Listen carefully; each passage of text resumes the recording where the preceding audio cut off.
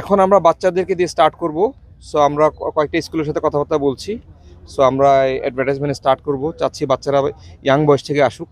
যদি আসলে পোলো খেলতে হয় বা টুর্নামেন্টে যেতে হয়, বাচ্চাদেরকে আনতে হবে। সবচেয়ে বড় চ্যালেঞ্জ কোনটা ভাই এখন?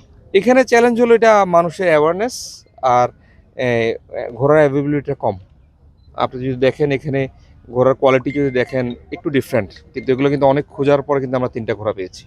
সো কোয়ালিটি মানের বড় উঁচু সাইজের ঘোড়া বাংলাদেশে কিন্তু কম পাওয়া যায়। ওটা একটা অনেক বড় চ্যালেঞ্জ। স্পেসের যে চ্যালেঞ্জটা ছিল ওটা আমরা সলভ করেছি। পদ্মা সেতু, মেট্রো রেল এবং এলিভেটেড এক্সপ্রেসওয়ে নির্মাণের গর্বিত অংশীদার বসুন্ধরা সিমেন্ট। আমরা আরেকটা বড় এরিয়াতে শিফট করব, যেখানে হয়তো আরো বড় স্পেস নিয়ে আমরা হর্স রাইড করতে পারবো। পোলো গেমের কেন কথা বললাম, এটাকে অবশ্যই একটা ফর্মের মধ্যে ফেলতে হবে।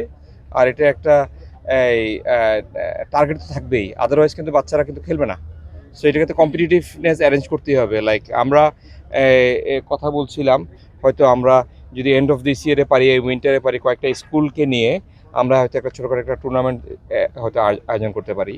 সো আমরা কয়েকটা স্কুল নিয়ে স্টার্ট করব এবং আমরা আরও প্যাট্রোনাইজ করবো অন্যান্য ক্লাবরা যেন আসে। বাট শিওরলি আমরা আমাদের টার্গেট তো থাকবেই অলিম্পিক ওই অতটুকু আমি জানি না কত সম্ভব, বাট আমরা চেষ্টা করবো এটাকে প্রপার স্পোর্টস হিসেবে এটাকে রূপান্তর করতে।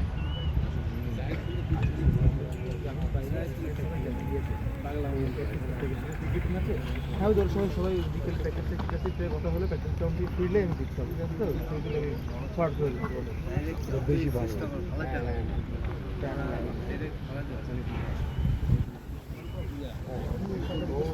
তো আইলে তো খুবই ভালো, বাট